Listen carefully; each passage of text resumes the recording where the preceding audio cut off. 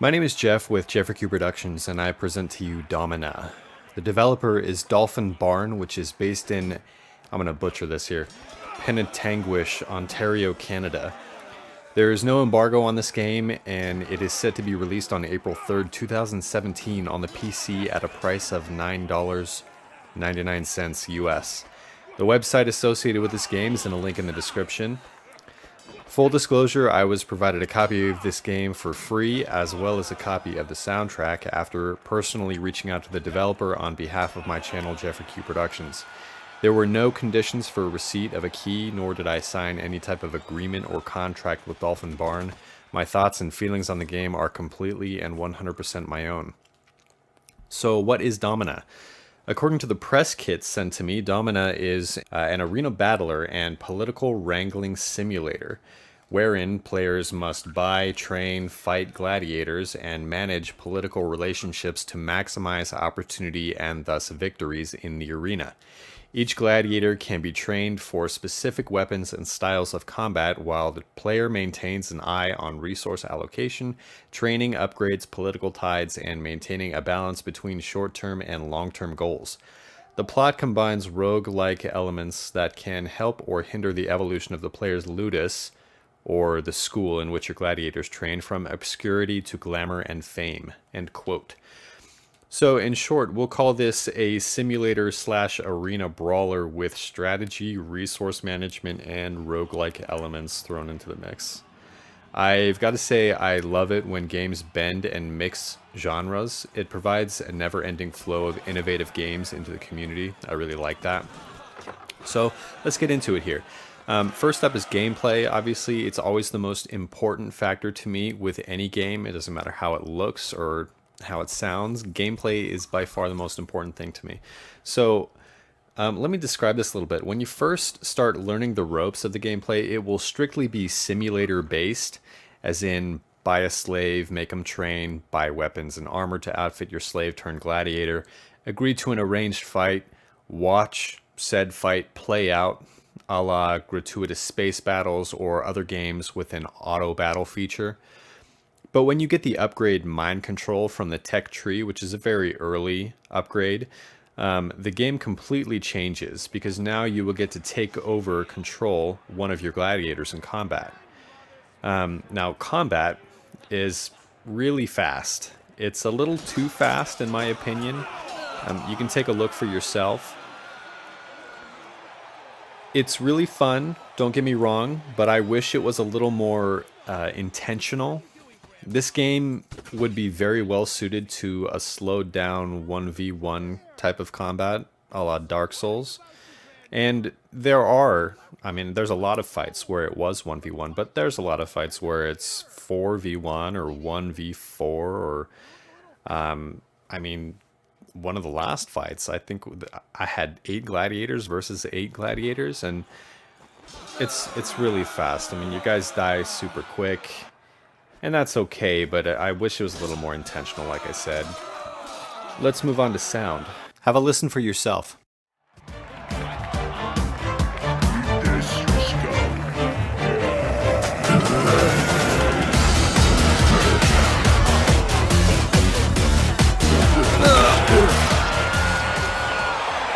The soundtrack promotes the envisioning of a cutthroat Roman Empire whose primary entertainment is gladiators hacking one another to pieces. If I had to describe the soundtrack in one word, it would be heavy. With a reliance on oriental sounding instruments, strings, and distortion-laced melodies and beats, the sound comes off very thematic and fitting for gladiatorial and arena blood sport. It's something I could play Doom to, or see Ben Affleck beating himself silly with a thick wooden stick in The Accountant, or picture being played in lieu of the more orchestral and emotional arrangements in 2000's Gladiator, the hands-down best Gladiator movie to date. Granted, it would give the movie an entirely different feel, but that's beside the point. Contrary to the more heavy songs on the soundtrack, which are primarily used for fights, there are also more ambient songs interspersed through training segments and other parts of the game. Some of these ambient soundtracks actually reminded me of the music in Hyper Light Drifter. Overall, the soundtrack is very thematically fitting and appropriate for this game, and the sound was actually one of my favorite parts. It's got a killer soundtrack. My critiques for this game: the combat. It's fun, but it's oftentimes way too hectic and fast. And I don't like pitting my high value gladiators, and basically leaving them to the AI to control against really dangerous gladiators. You know, I feel like I'm throwing them away. And there are certain skills and workers that you can hire to make the AI better, to more thoughtfully and skillfully control your AI controlled gladiators. But it's still too dangerous. I don't really like that. Some battles are literally over in 5 to 10 seconds, and you just kind of spam attack and it's over. The longest battles took about a minute to a minute and a half. The enemy AI, however, is very competent. They are difficult, and I had it on normal settings, and there are 5 different difficulty levels, so this can be tailored to playstyle. I think the combat is fun, but it could be better if there was a little bit more tactical depth. Also, playing on normal, I was unable to unlock about 90% of the skill tree only just before the game was ended. Since you only have a set amount of time to finish the game and fight in the last fight of the game, and because the 2 different locked classes are at the end of the skill trees, this could possibly mean that, like myself, you could potentially unlock one of those classes right at the end of the game, making it so you barely use them at all, which was kind of disappointing to me. Granted, there are 3 different skill trees that you can branch out of, but one of the skill trees was a dodge roll, so I felt it necessary to max that out. I maxed that out first, actually, before the class unlocks, so you got to pick your poison. Also, the Magistrate and the Legate. I got to talk about this. I'm not a big fan of the mechanics of these 2 mechanics in the game. This is the political wrangling relationships that the description talked about earlier. I'm not a fan of it because it's too punishing. I'm not sure about this, but it's because it's not super clear in the game, but I found it next to impossible to keep both the Magistrate and the Legate at the same time in a pleased status. They were always pissed at me. I eventually just gave up on the Magnet, but I tried with the Magistrate, but the wine bribes get so expensive that I could not keep up with it. Seriously, how does someone drink 250 cases of wine? I don't get it, but it wouldn't be a big deal. But the angry status of both of them results in difficult fights based off of who arranges the fight, the Magnet or the Legate.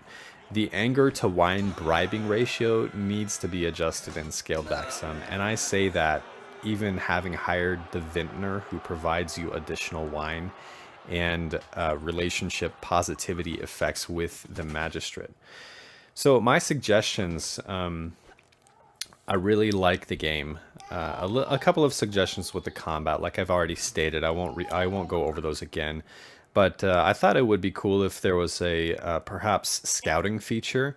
If you're going to a boss battle, it'd be nice to get some information beforehand, so you can plan a strategy. Do you need to unlock a certain class first? Do you need to have several skilled gladiators? Do you need to up your stamina or maybe up your damage if the boss has a lot of health? It's disappointing when you go to the trouble of a boss battle, spending a lot of resources on a prize fighter, and they just get cut apart. That happened to me once or twice, and I feel like it was partly because I didn't know what I was going into with that boss battle.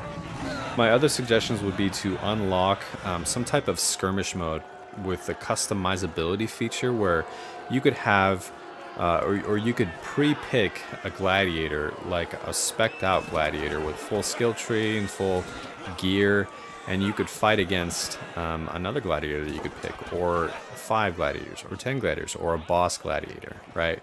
I think that would be fun. At the same time, it kind of devalues what you do in the campaign, because when you die in the campaign, your guy is dead. So, I mean, if you could just do that all the time, then it would kind of devalue the campaign, I feel.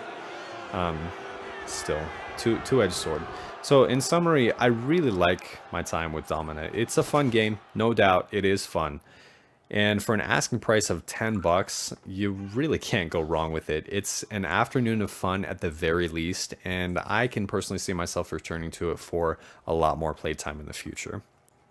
This is Jeff with JeffreyQProductions. Thanks for watching. See you later.